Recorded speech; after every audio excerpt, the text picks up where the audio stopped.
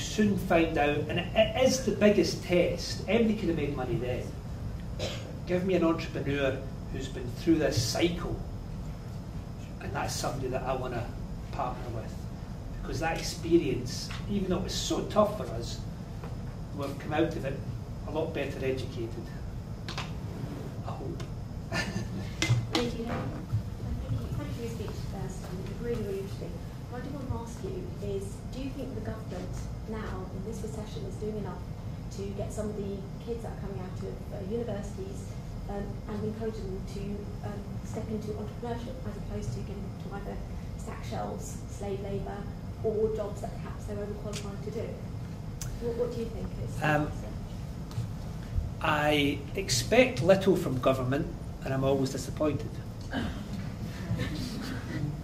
You know, governments can't really do these things. We maybe elect them because we think they can, but they can't. I really do believe in the individual's power over their own life. You know, we see it in the developing world. They're taking, you know, when I travelled there, I don't see people with their hand out. I see people wanting a hand up, but not a hand out.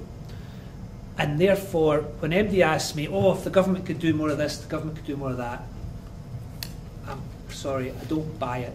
The government creates a framework, but then the individuals have got to really kick in. Entrepreneurial organisations need to kick in. And, you know, if graduates, if we're educating people for jobs that are not there, then sure, something structurally is wrong. But we all got to fix that. It's not necessarily just the government. It's probably the government's got about this amount of power in it. And I really believe organisations, perhaps like this one, should be doing things to say, well, look, this is it. You know, here's what we've got to do. So I'm afraid you're not going to get any. I'm not going to bash governments because I don't expect much from them. Next question. So Tom, I want to I'm a finance director by profession. It's all right. And what I'm interested in, what I'm interested in, of course, is that I found later in life, if you like, that there's more than money, as they say. And you talked about non-financial measurements. I think the problem is, you started in business, I guess, to make money. Mm-hmm. That drove me. Absolutely. And yet you've got to a situation now where you're measuring things in non-financial terms, I guess. And it's an interesting, well, what I was going to try to say is there not a dilemma between trying to get your financial returns and your non-financial returns? And because, I mean, in a way, you're telling us, I think, the non-financial returns are what you're really interested in. Yeah, but I need the financial returns in order to do it. Yeah. I don't find it a dilemma at all. I find it a wonderful, wonderful place to be. People say, oh, is there not this? No, there's not. You know, I get up every morning, I thank whoever's going to help me to get on with it. It's a wonderful position to be in. And we are hard-nosed in our business. We are harder-nosed in our philanthropy because it's more important. And I see absolutely no dilemma between saying, so you want to make sure that kids stay in school longer and we get down the truancy rate. Okay, I'm with you. How are you going to do it?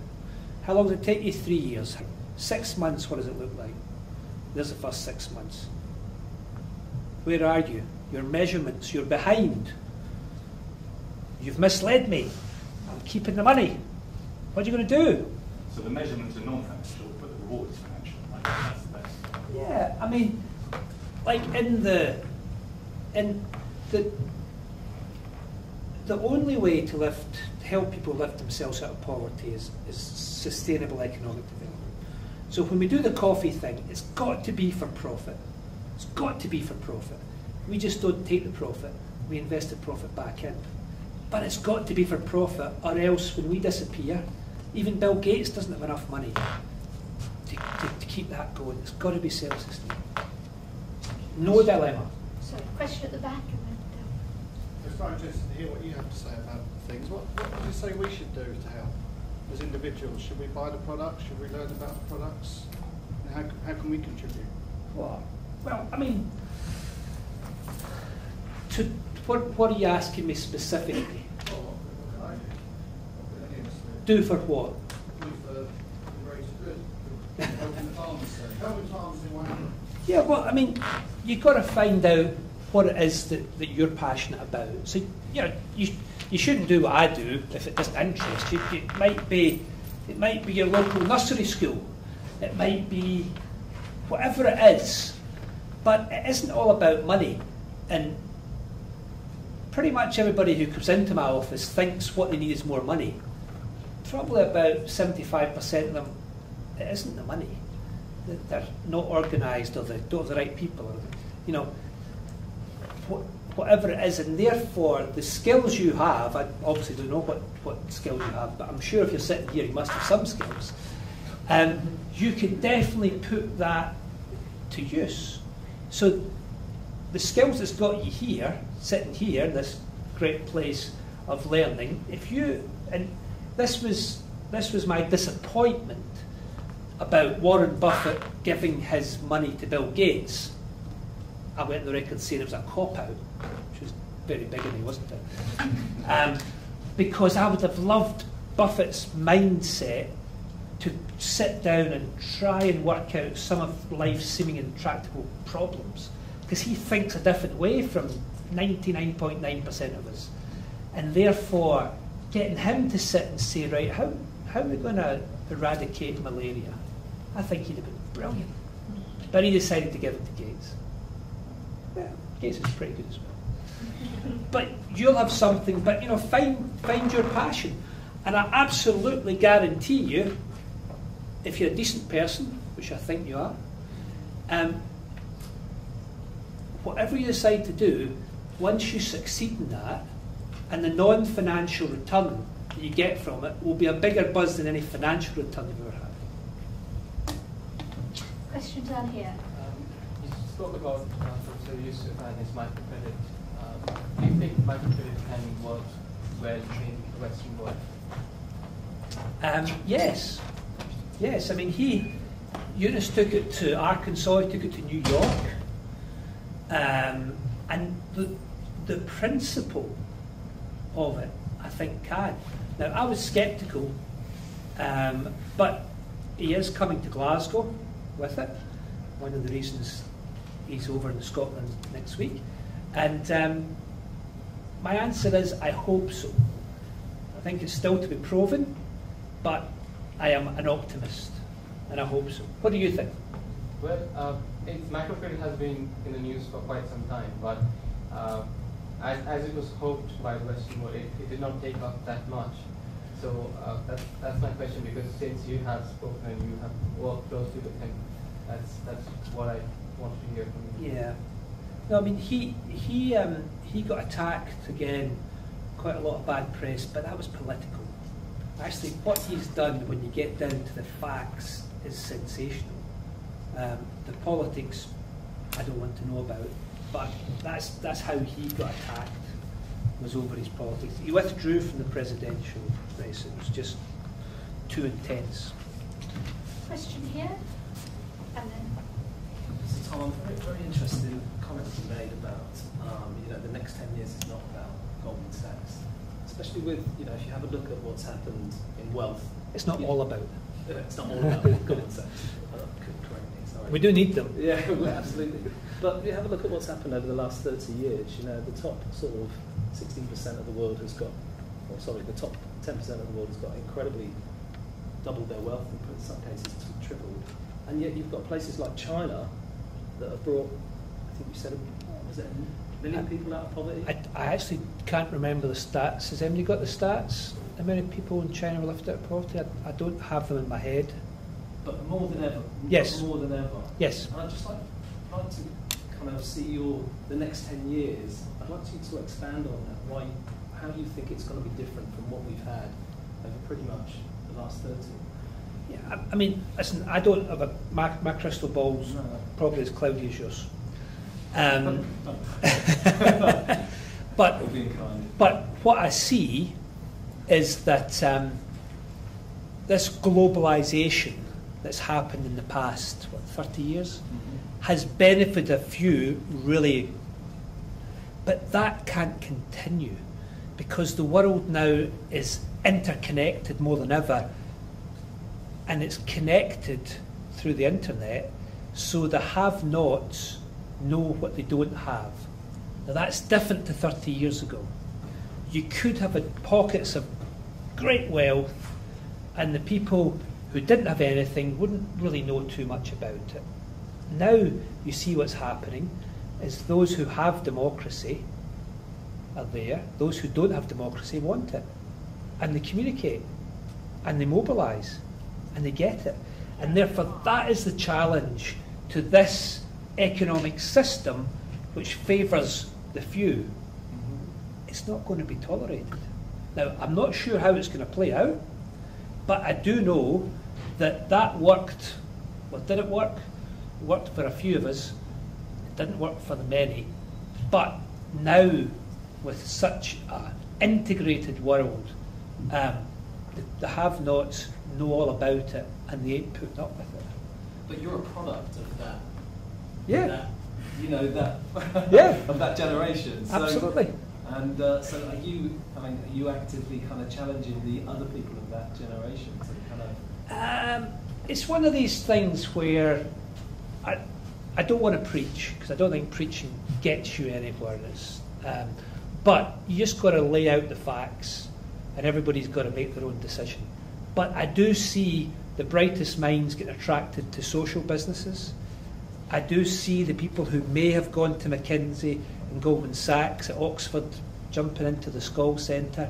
So, and I just think it's going to get more and more where people are going to say, this ain't fair. And people brighter than me are going to work it out.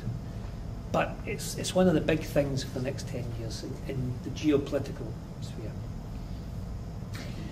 Ladies and gentlemen, we do have a networking session after this, and Thomas very kindly agreed to join us for a glass of wine so you could answer a few more questions, because I'm very aware there's some more questions. I'm happy to take a few more. Let's have a few more. Always breaking the rules. Let's have a few more. Okay. There was some just, okay, it's late. I wanted to know, like, what's your view on the recent Occupy London movement and some of the things that they advocated for? Sorry, I didn't. Occupy London? Occupy London, yes. Yeah, what are your views on I'm that? from Scotland, you know, I don't really You don't know. care? Just the ones at St Paul's. Yeah. So what are you asking me? What are your views and, you know, like, what they're advocating for? Yeah. What are my views? They make a good point, but they stay too long. Next question. Okay, next question. What do you think? I mean, in terms of what they're advocating for, changing capitalism and different way of, you know, the world going forward. You know, we can't continue the way we've been. So what are the answers? Are we raising the consciousness of everybody else, you know? Yeah. I mean, as I say, I do think they made the point, they got publicity, but they overstayed their welcome. You know, they should have moved on and come up with some other good idea to keep it in the public's consciousness. After a while, they became a nuisance. To start with, oh right, that's interesting. What are they saying? Okay, interesting point. And then they became a bloody nuisance. So they lost their punch. Just a personal view. Next question. With the challenges over the next 50 years with increases in population, do you think that the developing world is able to sustain itself effectively? Or will it run out of resources? Big questions, my goodness. Population growth is the biggest challenge the world faces. It isn't climate change, it isn't. It's population growth. I had the pleasure of sitting with Bill Gates, and he told me that, so I can tell you that. I agree with him. He's much better to answer it than me, that's for sure. Yeah, we can't go on at these levels of population growth.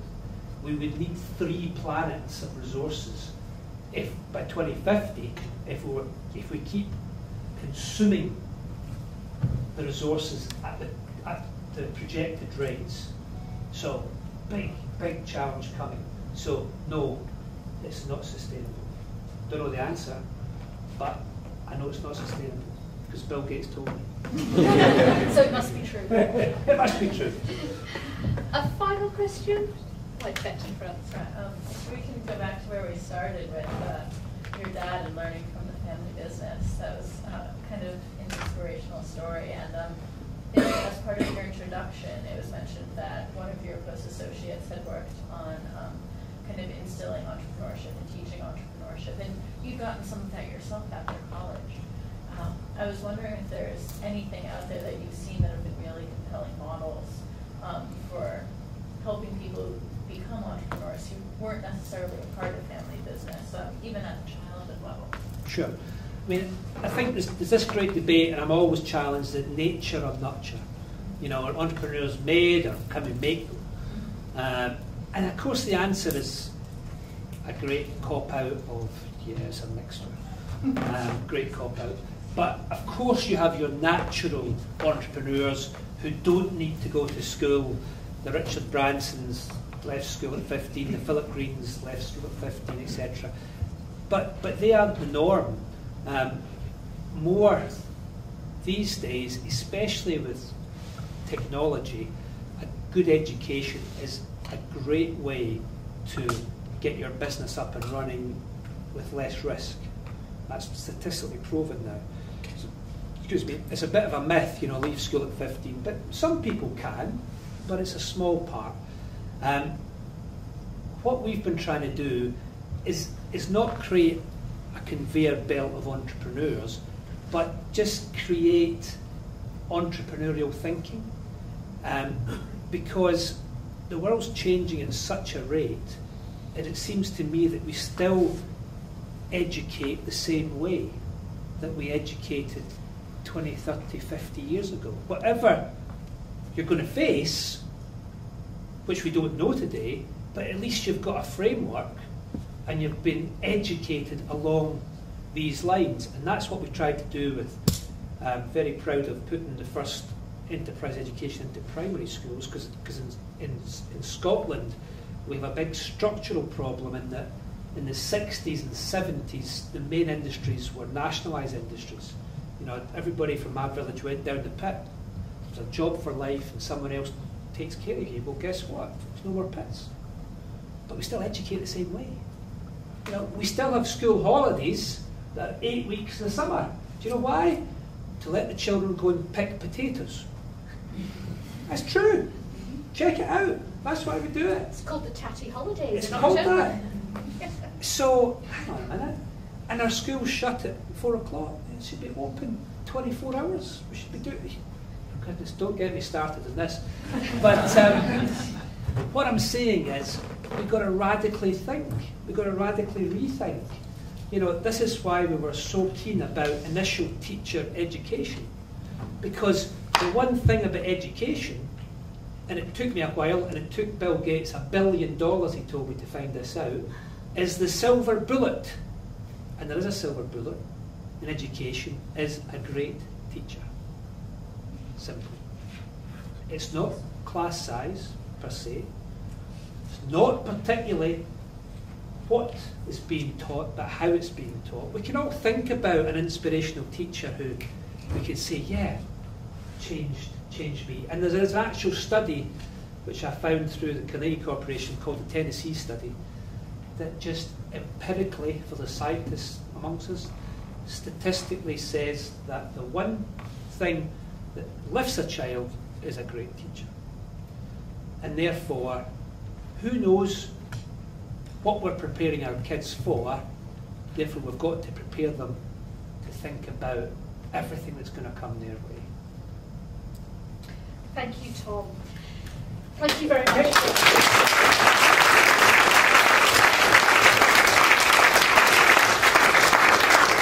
So much learning, so much thinking. One of my favourite quotes is, I have 3 kids, and I can remember the first one's careers talk before going to university. And the careers teacher stood up in front of a group of parents, and I was a parent that had started my first business before the internet was invented. And my 2 key clients were Libya and China. I liked an easy life. But the teacher stood up, the careers teacher, and said, your children are going to go into a world and they're going to have on average not 7 different jobs in their working life, which my father worked in the same company all his life. Not 7 different jobs, but 7 different careers. 5 of them have not yet been invented. So how do we educate for that? And that's a great note on which to end. Education is at the heart of what Tom is doing now. Entrepreneurship is the journey that took him there, and inspirational leadership, I'm sure you will acknowledge, is something that we have witnessed firsthand this evening. The power of networking, and I know my team are going to cringe because I'm going to use my favourite line ever, which actually Tom knows my son Tristan, came from Tristan. Yep. As an 11-year-old, Tristan said to me, "Where are you going this evening, Mummy?" And I said, "I'm going out to a networking event." "What's the networking event?" And I said, "Well, you go and you meet nice people, and you have a glass of wine, you eat food, you have fun." "Oh, you mean a not working event?" And so it's always known in my family, now my team are bored to tears with the line, I think we're going to go and do some not working. Not working. So thank you all, thank you Tom, and a special thank you to our host this evening, one of our accredited schools at Imperial, who have not only supported us in kindly hosting and with the arrangements, but also hosting our reception after. So thank you to Imperial, thank you again Tom, and thank you to all for being here. Thank you.